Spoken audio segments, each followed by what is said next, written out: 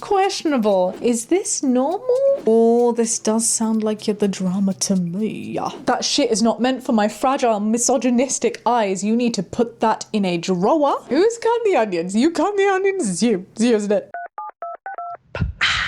Hi peaches, it's Shaaba. Welcome back to my channel and thank you for clicking on another video. It's Monday and you know what that means. Firstly, it means you should take a look right down there and see if you're subscribed to this channel, because doing so really helps me out. It's free for you to do, and most of the people that watch this podcast aren't actually subbed. That was a little cheeky way of me asking for some support, if you don't mind. Secondly, because it's Monday, you should also take a look at my latest music video drop. I say latest, it's the first ever music video drop that we have ever had here on the Shaaba channel. And I've done lyric videos, but this is like a proper music video and I'm so proud of it. And I personally feel like it's so much fun and I would really appreciate it if you could check it out. It's for Weird. It is my channel trailer at the moment. It's also just like in the video list. I cordially invite you to Balloon Land to go and take a look. And thirdly, it is time, friends, to go fishing for us holes, which is what we normally do on a Monday. Why? Because it's a little bit of fun. We can hopefully help some people out whilst expanding our own mindsets along the way. I feel like I haven't said that in a while, but you know, that's why we do these podcasts, just in case you needed that as a little reminder. I'm talking too much. Play the intro. You're through to 1-800-DRAMA, the show where you share your biggest dilemmas and I help you navigate them. I'm Shaaba, and with your help, and sometimes mine, let's help people figure out if they are the drama, because sometimes you just need an outside perspective and we can all expand our own mindsets along the way. Are you ready to dive deep into the a-holes? Let's go.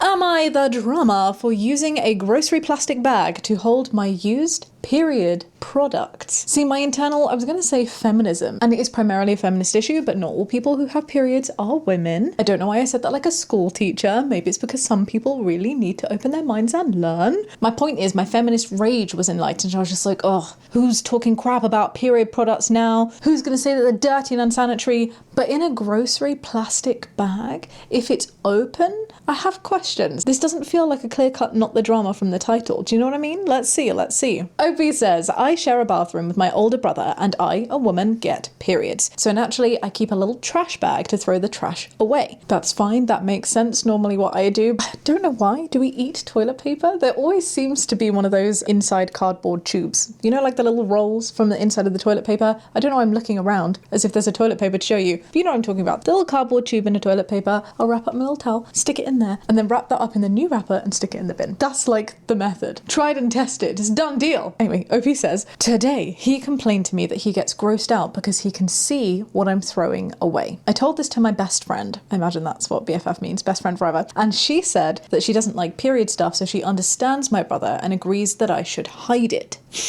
I have questions. I have so many questions. I don't think seeing period products is a bad thing. Do you see what I mean? Like, if someone was like, I'm so offended that I can see sanitary towels out in the open, that shit is delicate. That shit is not meant for my fragile, misogynistic eyes. You need to put that in a drawer. That is the kind of situation where you fight against it and you say, you're being ridiculous, and you throw sanitary towels in their face. But this is a bit different. If they're used, I'm seeing that as akin to having a used piece of toilet paper after you've wiped your butt. Do you know what I mean? Like, for multiple reasons, it is not hygienic to have that exposed where someone can see it, because if they can see it, that means that they can probably also smell it, and just any bodily fluid is not going to smell nice if it's been in a bin after a while. That's why bathroom bins are typically closed. And I think it's important in this situation to realize that seeing a used period pad, this is what we're talking about, right? A used period pad? I'm assuming so, because you're talking about a trash bag to keep it away. That sounds like a post action to me. Nobody wants to see that. Nobody wants to see anything used that is in the bathroom. That's just it's not a period thing. It's a trash thing. You know, it's a big difference. Do you understand what I'm saying? I feel like I'm not communicating myself very well today. I'm having a bad ADHD day. It could be that. OP continues, to me it feels weird to have to go an extra effort to hide some trash. Our bathroom is messy and we've been doing some work to it, so we don't currently have a trash can there, nor do we have room. Okay, that's interesting. So your plan is to have a closed bin, you just don't have one at the minute. I just hang the bag on a shelf that we have in there. It's not like you can see any gore, it's just really rolled up pads. Am I the drama? Should I hide the trash? I'm gonna say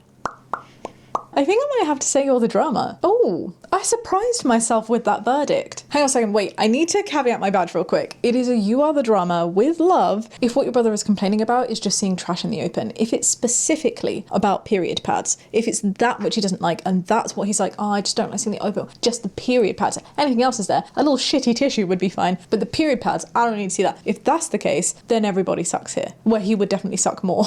But I'm going on the assumption that he just doesn't like seeing the open trash. I'm rereading the post again and you're saying like going the extra effort to hide some trash. The trash should just be hidden. All trash should just be hidden. Let's see what other people have to say. Absolutely not the drama. Interesting. If you're grossed out knowing something is in the trash, imagine living with it in your pants. Grow up, you'll need a spine if you ever have a girlfriend or a daughter. I can see where this comment is coming from. If the brother's issue is to do with the period products itself and only the period products, you really do need to grow up. I will maybe push back just a little bit though on that, oh, imagine living with it in your pants, because having an active period is very different to having period residue left in an open space. Like all bodily materials, especially when left out in oxygen and circulating in a room, things will smell. It's the same with sweat. You can go into a gym and you can be working out, but then afterwards, once your very, very sweaty t-shirt is dried out and oxidized, you smell the sweat a lot more. I do think that there is a difference between being like, oh, imagine having a period if you can't stand looking at it in a bathroom. Like I have periods in the same way that I do poops, and I would not be happy to see any of my loved ones used poop tissues or period pads in an open exposed bin in a room, an environment that we all share, especially if it's on a shelf. Like imagining shelves are not on the floor, they're kind of high up. Maybe I'm splitting hairs too much over this. Bathroom trash should be in a closed bin. Someone else has said, okay, let's go over some things. They make small trash cans for bathrooms. Some have a lid. Invest in one. With or without a lid, I don't care. We don't put trash of any kind in a bag on a shelf. I mean, I've seen people use bags for trash all the time. In fact, when you have a closed bin, we put little bags in the bins. Like, it's not weird to have trash in a bag. It's also not weird to have it on a shelf, but I do think it's weird to have trash in a bag on a shelf that doesn't have a lid. I'm just trying to think of like in the kitchen, you know where you have like compost tubs? Does anybody else have those? You put it to one side and it smells, it's stinky, it's decomposing what used to be living things. Those little vegetable peelings go off making their own little steam. Like, sure, you do you, but I don't want to smell it. I don't want to see it, hence the lid, you know? This commenter also says, we roll up our used products in the wrapper of the new one that we've just applied. If we're feeling extra generous, we wrap that either in a bit of tissue or a paper towel, or if you're Shaaba, you stick it in a toilet roll tube. And 3, you shouldn't have to hide anything, but you shouldn't be able to see or smell, thank you, someone else is understanding what I'm saying, bodily fluids of any kind from any person in a bathroom. It's just good hygiene. I do agree with this comment. I wish this commenter had left a badge. I know the badge is the least important thing, the advice is really important, but I just feel like some of you are going to attack me a little bit for putting some accountability on OP here. But I maintain, I'm not saying it from a period point of view. If it's unhygienic trash, you gotta not the drama. So somebody else, OP said that there's no trash because there's renovations going on. She also said that she rolls the pads up so no blood is visible, just the backside of the pad in a roll, which shouldn't look different than toilet paper or a diaper. Diapers, that's a perfect example. Someone said, do you hide your child's used diaper in a wrapper before putting it in the trash? So the delicate eyes of the male trash peepers don't have to think about the fact that somebody somewhere used a diaper. That is a wonderful example, and I totally agree with where this comment is coming from. I would love that information. Maybe that should be a badge from the brother. If it was a diaper, would you still have an issue? And if it were me personally, I would have an issue. Ain't nobody gonna be putting a diaper, a used nappy with poop in an open bag on a shelf that I'm assuming is somewhat like body level in a bathroom, especially in a messy bathroom. Like, no. If you have an issue with a period pad, you should have an issue with a nappy in the same way. And if that is your issue, then yes, OP, you are the drama. But if your brother's like, oh no, I'd be fine with a diaper, I just don't want to see bloody things, then he is trash and he needs to go in a bin with a lid. That's how it works. I don't make the rules. Hey, male trash people, though. That's very funny. I like it. This commenter continues, putting something in the trash inside a wrapper versus not inside a wrapper has nothing to do with hygiene. Period supplies are not for hygiene because having a period doesn't make you dirty. I think they may have misinterpreted what the other comment was saying. I am not suggesting at all that having a period is dirty. In the same way, doing a wee or needing to go to do a poop is not dirty. I understand that there's a stigma and a misconception around periods, that label of dirty absolutely needs to go in the bin. Having said that, there is a big distinction. Having a period is not a dirty act. However, a used period pad is a dirty item. Both things can be true, in the same way that a used piece of toilet paper once you've come off from doing a duty is going to be a dirty item. It's bodily waste. It's not clean. So I do disagree with this part of the comment. This commenter just continued to say that Opie's brother needs to stop looking in the bag if he's so grossed out and worry more about himself and less about trying to police his sister's trash. He can also go out and buy a trash can with a top with his own money if he is so concerned. I totally agree with that. I do think that the cost of a trash can should be split. It's funny, I think that we discuss such like big things here on the podcast that this seems like quite trivial and small. I also just feel the need to defend this particular male trash beeper with the need more information badge, because I just want to see, like, understand where this bag is in relation to people. Because I'm just being really honest, I too would have a problem if there was an open grocery bag anywhere near my face. Do you know what I mean? Like at this level, open in a small, like bathrooms are small spaces as they are, number one. Number two, it's renovation. Number three, if it's on a shelf, even if it's not a shelf that is this high, when you sit on a toilet, you go to shelf level. You are shelf. Do you know what I mean? There are multiple aspects of being in a bathroom that makes this a particular issue. Nothing to do with periods, everything to do with hygiene. I'd say it's not about being in a wrap. I also don't care if it's visible in a trash can, because I agree that periods are nothing to be ashamed of or hide, somebody says in response to that comment. I do care if I'm brushing my teeth and looking to my right and someone else's trash is hanging in a Walmart bag next to my toothbrush and contact lens case. And this applies to period products, diapers, butt wipes, snotty tissues, used Q-tips, etc, etc. I agree. This is the take, isn't it? It's not to do with periods, it is just to do with trash. Everybody sucks here. Periods are normal and he shouldn't be grossed out by it in discussion, but it is common courtesy to conceal it. Not just because of the gore, but also because of the smell. A small lidded trash can is $12 at Walmart. Just get one. I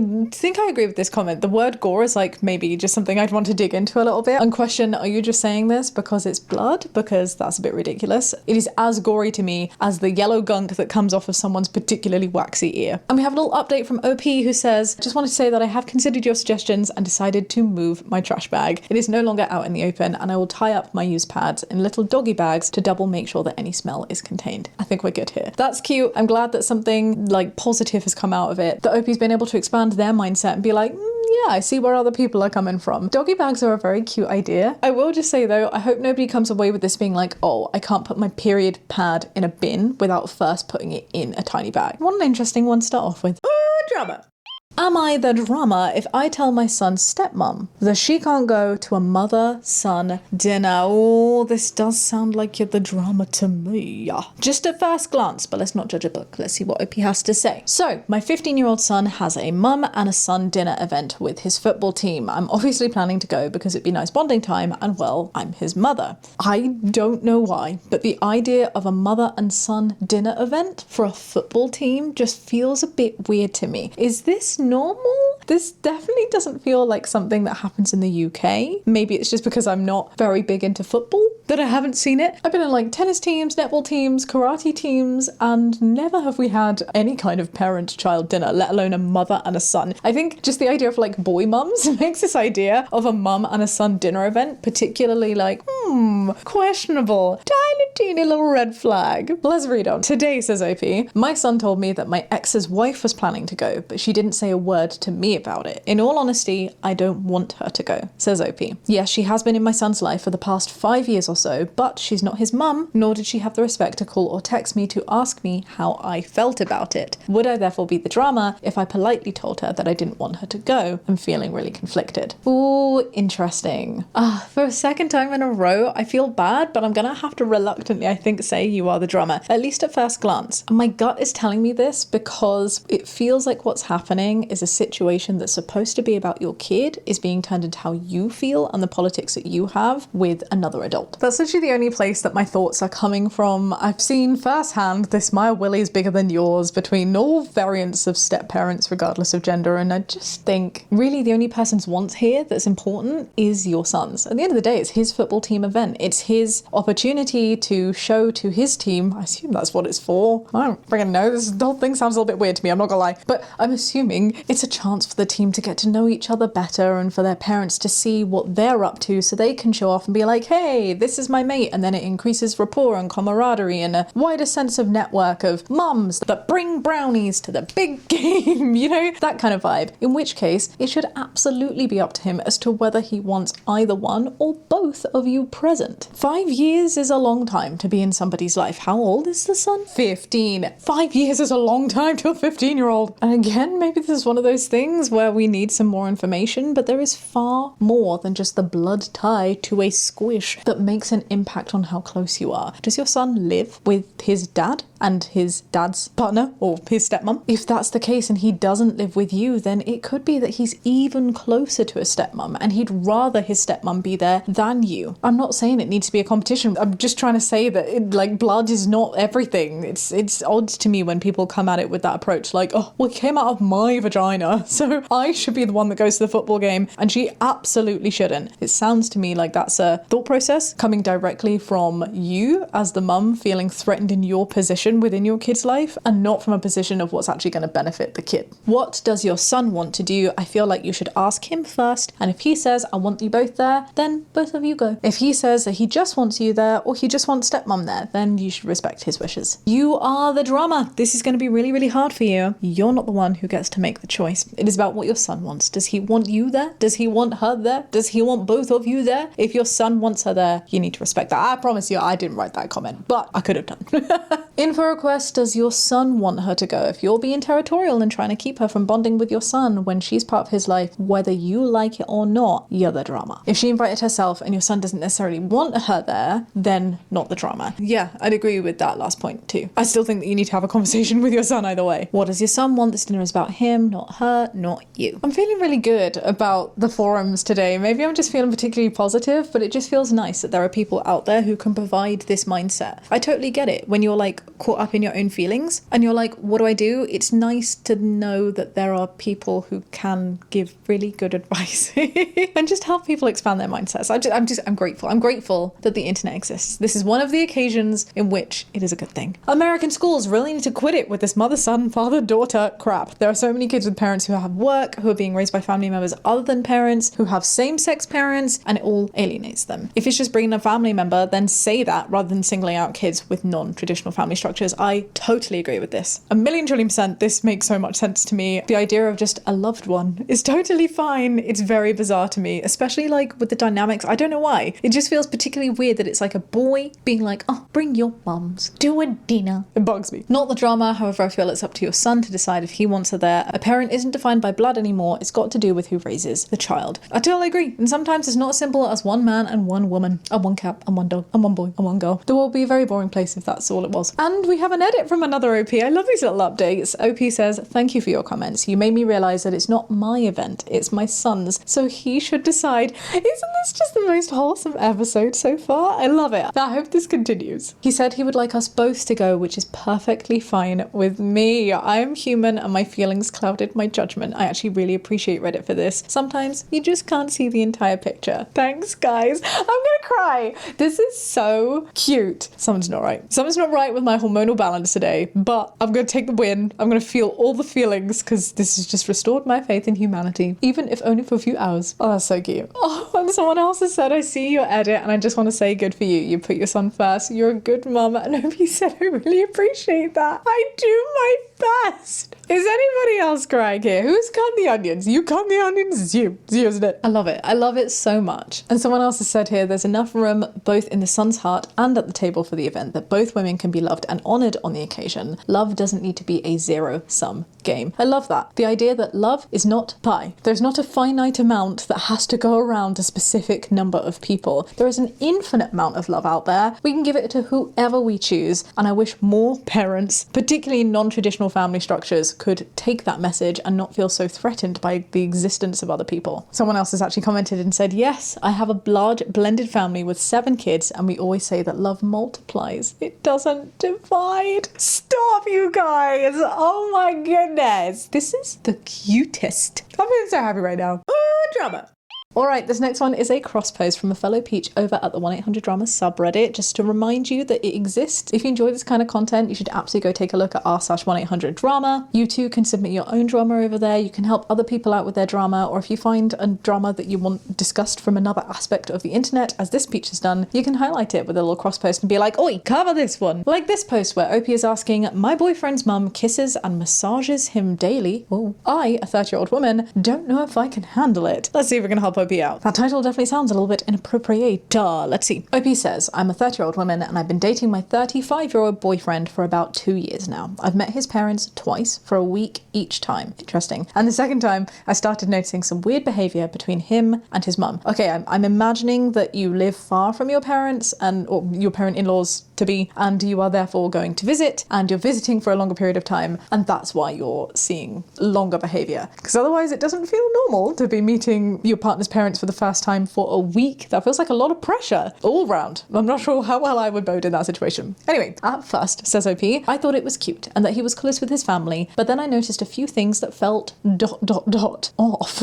She texts him every night at 10 p.m. to say goodnight. Excessive, says OP, but not alarming. Okay, so we've got a little list. Let's judge like each by the criteria. I don't think that that's weird. I wouldn't do it myself, but I don't think I would find that odd from a parent. It feels like a little check-in, especially since the days of COVID, which may sound like a weird thing to say, but with Wordle, which is I think one of the most wholesome things to come out of that COVID era. The amount of times that I've heard generations be like, oh yeah, I check in with my mum every day because this is when this happens. There was actually this one case that was reported in a newspaper where someone found out that their mum had had a stroke because the mum would normally text every morning to talk about Wordle. You know, to talk about how successful, how many times it took to get them done that day. And she didn't get her Wordle text in. She was like, this is unusual behavior. And from that, found out that actually her mum wasn't okay and was able to get help. And I just think that's really cool. So yeah, my point is, I don't think that this is alarming in any way. I would agree with OP's judgment on that one. Anyway, OP continues, after spending 4 days with the family, I asked him if we could go out for a romantic dinner, just the two of us. As I grabbed my bag, he kissed his mum before we left, even though we were only gone for 2 hours. He also kissed her goodnight every night before going to bed. Also, don't find that weird. Is that weird? Hang on a second. We need to just define kissing. Like, I know the kiss is like, you know, like a movement of the lips, but to where? To another parent's lips? Because that can be unsettling to some people. However, there are other people I know who kiss their friends on the lips in like a very like chill, loosey-goosey way. I personally would not feel comfortable with that. And I don't think I'd feel comfortable with my partner doing that with their parents. However, if we're talking about a kiss on the cheek or like air kisses, my mum's side of the family do that all the time. Like all the time. Every time you see them, it's a double kiss and a hug. And every time you leave from seeing them, it's a double kiss and a hug. And if my mum's like going out to the shops or to go pick someone up, it's a little kiss and a hug when she leaves and when she comes back. And I'm certain that will continue even when I'm 100 and she's 200, and that's just how it's going to be. Like, it doesn't need to be weird. And especially going to bed, like if you're in the house, I would expect you to say something, you know, to address the household as you go to bed. It's what I do if I have friends coming around. I mean, I'm not going to go and give them kisses. I don't really do that with my friends, but I will be like, night, love you, see you in the mornings. It's just what you do. On this point, I do think maybe OP is being a little bit excessive with their judgmenta. One morning, says OP, at breakfast, he was checking the weather on his phone when she came up behind him. She buried her lips in his back and sat there for 10 seconds. That was very weird. I was inches away and it felt extremely disturbing. More like something that a partner would do, not a mum. Buried her lips in his back and then like sat there still for 10 seconds? Like,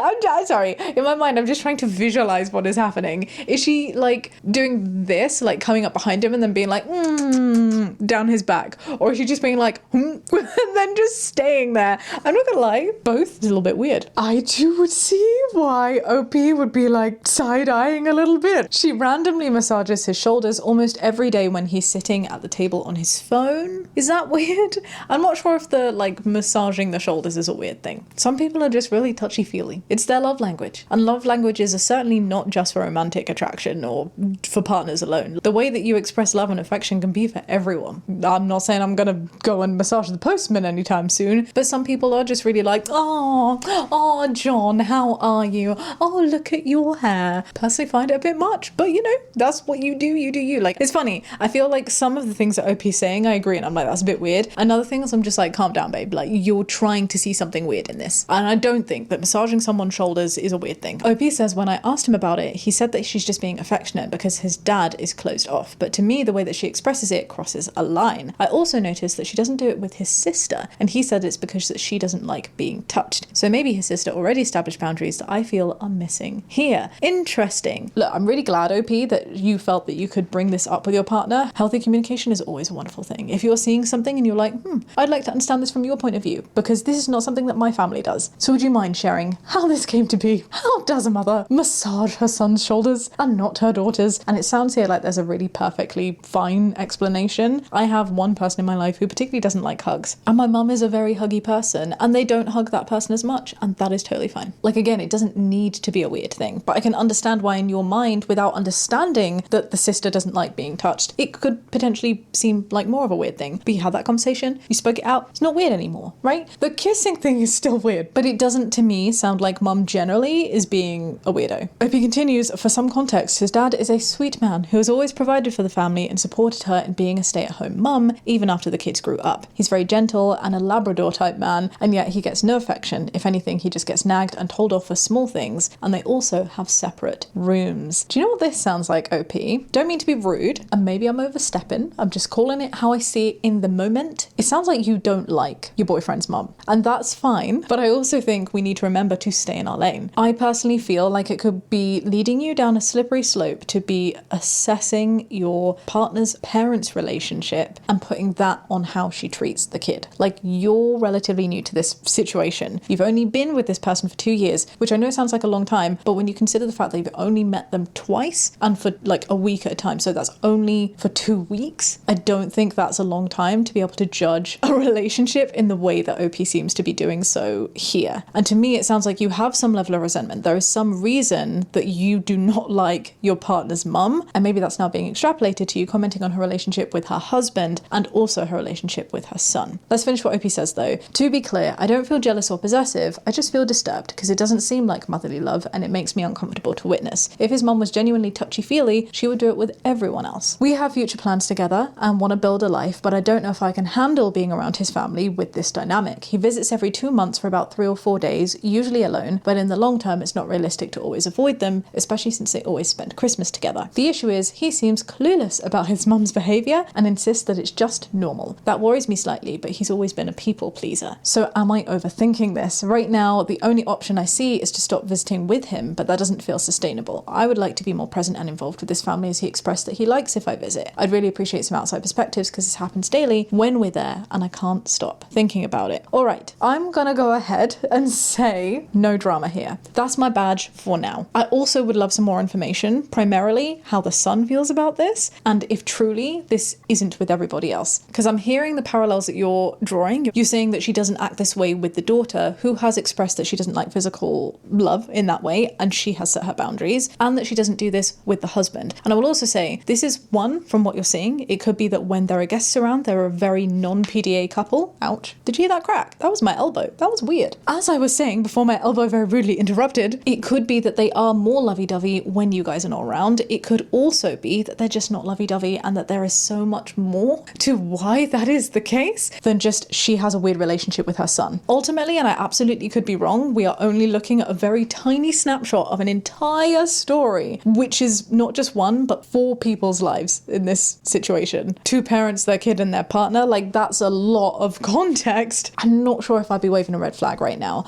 I do maintain that the weird mouth thing on the son's back is odd. But I'm also saying that as someone who only has had like a very touchy-feely, like a physical love, affectionate relationship with very few members of my family. And I know that there are some people who go through entire lives not having that kind of affection, physical affection from family members. I'll give you an example. If we take it away from physical affection and talk about cards, you know, like birthday cards, Christmas cards, cards that you give to people, I personally do not give cards away. It is not my thing. I don't enjoy doing it for reasons that are too boring and therapy couch-esque to explain. I don't do cards. And some people might find that really friggin' rude. They might be like, oh my God, how weird is she? She must hate you. She didn't get you a Christmas card. But anybody who knows me knows that that's just not something that I do. At the same time, when I first met Jamie and my in-laws, my now in-laws, they weren't in-laws at the time, and they gave Jamie a birthday card, I was like, oh my God, card. What have you done to piss your parents off? Because all they had written in the card was the name and like love, their names. And I just found that really bizarre because in the cards that I received from certain members of my family, there's like paragraphs, walls and walls and walls of text. And like cards is seen as this big like biographic show moment thing, which is such a stark contrast to what I was used to. It took me a really long time to trust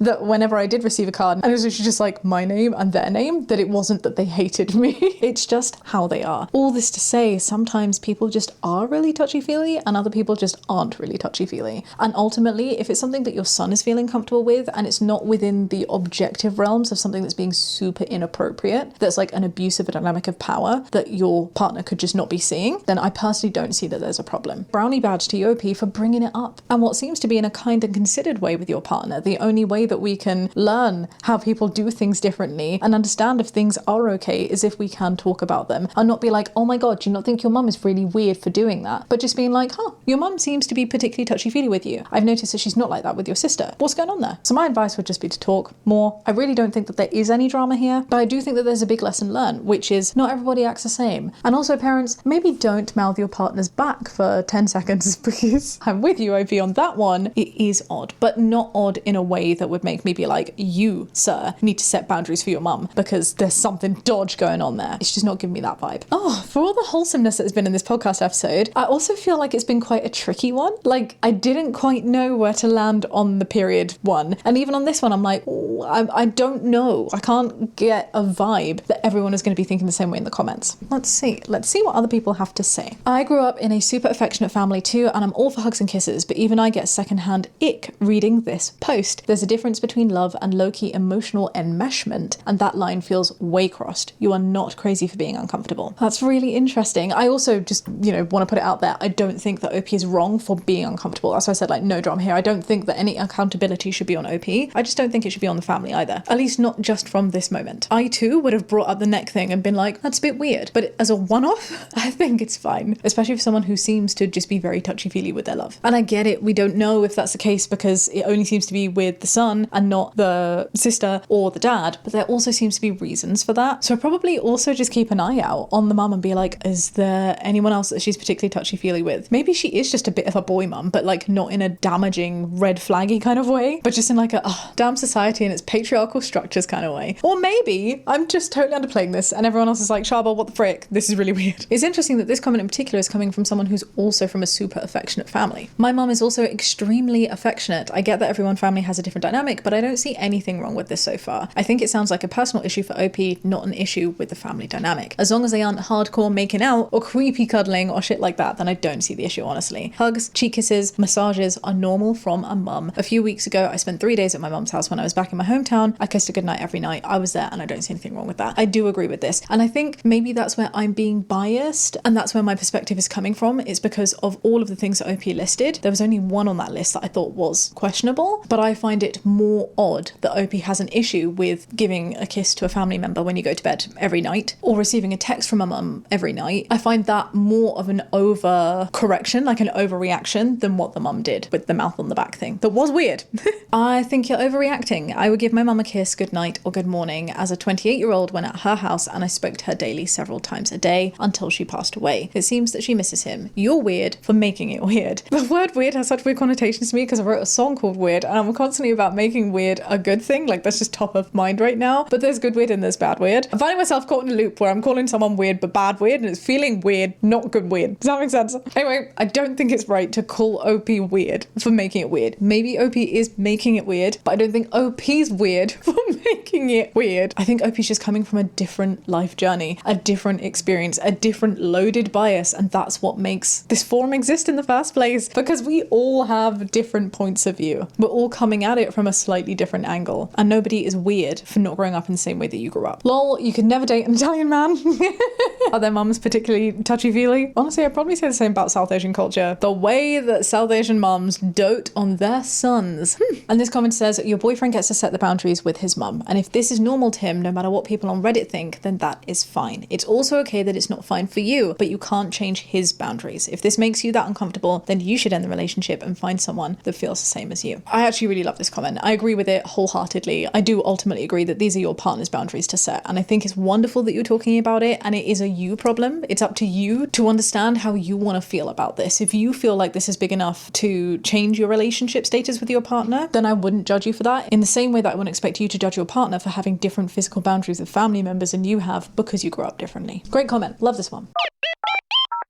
Alright, this final submission is from a fellow Peach, again over at the 1-800-DRAMA subreddit, who asks, my mum says I owe her grandkids, but I don't even want kids. Let's see if we can help this Peach out. I'm 28 and my mum has been on my case about giving her grandkids. She brings it up almost every time we talk, like it's some kind of debt that I owe her. That is a lot. Wow. Imagine every single time you talk to your parents. Ooh. I've told her more than once that I don't even want kids, but she brushes it off like I'm just going through a phase. It's kind of exhausting, says Peach. I can imagine, because I feel like I can't just live my life without being reminded that I'm not giving her what she wants. I actually like my freedom, my work, and the way that things are right now. I don't think being a mum is for me, and I don't want to have kids just to make someone else happy. And you shouldn't, because ultimately that is not going to be in the kids' best interest. It's not going to be in your best interest for sure, but it also won't be in the kids' best interest. Honestly, I've seen too many times people think kids are the remedy to something. Kids are the way to extend an unhealthy relationship, to bring happiness into an environment where happiness is just not there, or because they are feeling under pressure, either because there's a nagging grandparent who so desperately wants to be a grandparent, or because there's societal pressure where society says, you know what, it's not okay that you're tired just from your job and having to pay bills and a cost of living crisis and all of the ridiculous politics going on. You also must bring kids into that mix, which I think is the most ridiculous thing, because if you do not want children, it is the most selfish and unfair thing to do for that child to bring them into an environment where nobody wants to accommodate them. They didn't ask to be brought into this world, but they suffer the brunt of the resentment. That is really damn unfair. OP says, the part that stings is that she acts like I'm selfish. Ugh. But to me, it would be more selfish to bring a child into the world when I don't even want one. Sometimes I wonder if I'm wrong for standing my ground or if I'm just tired of her pressure. OP, it's really clear here, babe. You are not the drama, and I will fight anybody who says otherwise. Your mum is 1,000,000% the drama. Your mum should go and consider fostering or adoption or a rabbit. If she really wants to care for something so badly, she can do that in a realm where she can take over that duty of care responsibility 100% herself. You do not get to bring a kid into this world and force them to do what you want them to do. It is their life. And if that child, i.e. you in this situation, does not want to have a kid, that child doesn't want to have a kid. It might sound harsh, but I would absolutely in this situation encourage having stronger boundaries. If somebody said that to me and kept saying that every single time that we talked, I would honestly, like if we're on a phone call, hang up. I'd set the boundary first and say, Mum, I'm not having this conversation with you. I'm at a stage of my life where I'm really happy and I do not want children to be a part of that. If you can't respect that, then I don't want you in my life forcing me to feel like the way that I'm living is in any way wrong, because it's not. It's my way of doing things. And if she doesn't respect that boundary, you don't need to be in that presence. You can leave. You can hang up the phone. You can say, I'll speak to you next time, where you're not going to bring up the kids issue. And she will eventually get the message. The audacity of a parent to feel like they've brought you in the world and therefore can determine what you do with your life. Oh.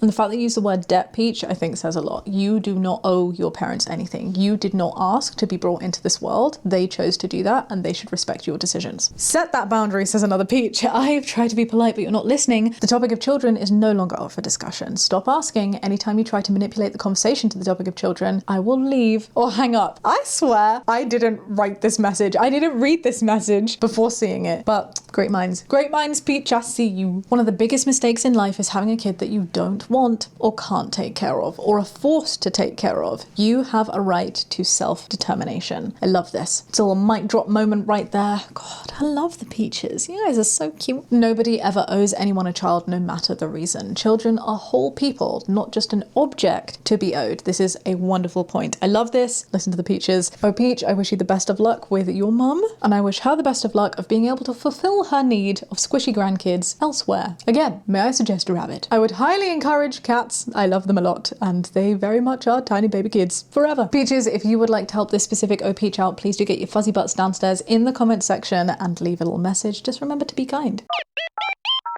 Thank you so much everybody for joining me on another episode. I hope you enjoyed it. I loved this one. I thought it was so wholesome. The first ones just made me feel so good. I'm curious to hear your thoughts, especially to the third. Let me know. Let's have a conversation. Let's remember to keep it kind. We don't need to judge people for having different opinions. If you did enjoy this video, do give it a thumbs up. You can use that little hype function, which should be around. I've seen a couple people ask if it's just a premium thing. No, absolutely everyone, from my understanding, has access to hype. It might just not be rolled out in your area yet because it's a very new feature from YouTube. It's one of the things that I love love about this platform. YouTube are constantly improving the experience for users, but it does sometimes mean that not everybody has the same experience, especially with these new features as they are being introduced. So just keep your eye out for the little hype function. You can absolutely give it a thumbs up though, and you can subscribe if you would like to see more. If you're listening to this on a podcast platform, please do remember that you can rate over there as well and follow the podcast. Any realm of engagement really helps a little baby channel like this one. For now, I will love you and leave you, and I'll catch you next time. Be kind and have a great day. Bye.